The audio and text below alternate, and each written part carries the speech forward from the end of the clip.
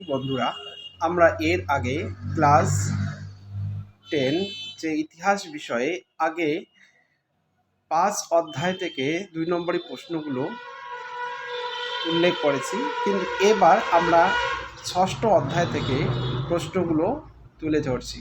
তোমরা এই প্রশ্নগুলো অবশ্যই তোমরা পড়ে যাবে, আর এগুলো কিন্তু 2025-এর জন্য খুবই ইম্পর্টেন্ট।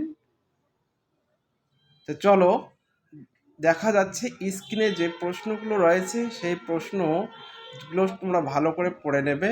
প্রথম প্রশ্ন ছিল, ওয়ার্কার্স অ্যান্ড প্রেজেন্ট পার্টি কেন প্রতিষ্ঠিত হয়? দ্বিতীয় প্রশ্ন, কী উদ্দেশ্যে কংগ্রেস সমাজতান্ত্রিক দল গঠন করেন? চৌরচুরি ঘটনা কি? একা আন্দোলন বলতে কী বোঝায়? মিরার ষড়যন্ত্র মামলা কি? কী উদ্দেশ্যে কংগ্রেস সমাজতান্ত্রিক দল গঠন করেন? আল্লুরি সীতারামন রাজু কে ছিলেন? মাদারি পেশি কে ছিলেন? তিন কাঠিয়ে ব্যবস্থা বলতে কী বোঝায়? মোপলা বিদ্রোহর কারণ লেখো। এই ছিল প্রথম যে 6ষ্ঠ অধ্যায়ে যে প্রশ্নগুলো আছে, এই প্রশ্নগুলো তোমরা অবশ্যই ভালো করে পড়ে নেবে। এবার চলে যাই 7ম অধ্যায়ের যে 2 নম্বরের প্রশ্নগুলো রয়েছে। প্রথম প্রশ্ন রয়েছে, দীপালি সংঘ কেন প্রতিষ্ঠিত হয়? রশিদ আলী দিবস কেন পালিত হয়? তারপর প্রশ্ন তোমরা দেখে নাও।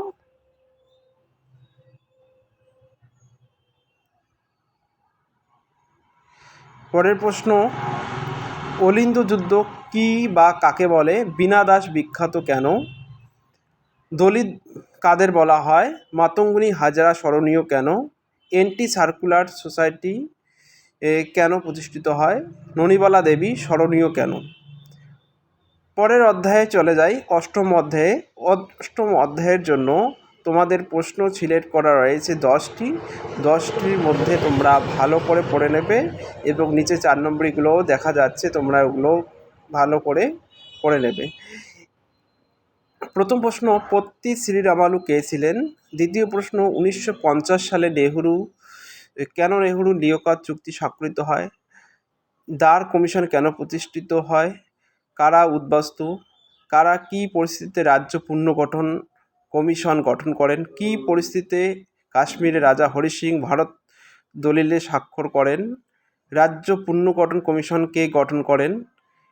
অপারেশন পোলো কি? আজাদ কাশ্মীর কি? দেশভাগের পর পুনর্বাসনের যুগ বলতে কি বোঝায়? এটা 8ম অধ্যায়ের জন্য ভালো করে পড়ে নেবে। Thank you for watching. আর আমাদের এই চ্যানেলটা সবার সাবস্ক্রাইব করে রাখো, যাতে এর পরবর্তী আপডেটগুলো তোমাদের সবার আগে তোমরা পেতে পারো। আর কি তোমাদের কমেন্ট করে জানিও কোন অধ্যায়ের তোমাদের সাজেশন লাগে, বা কোন বিষয়ে তোমরা বুঝতে পারছো না সেটা। Thank you.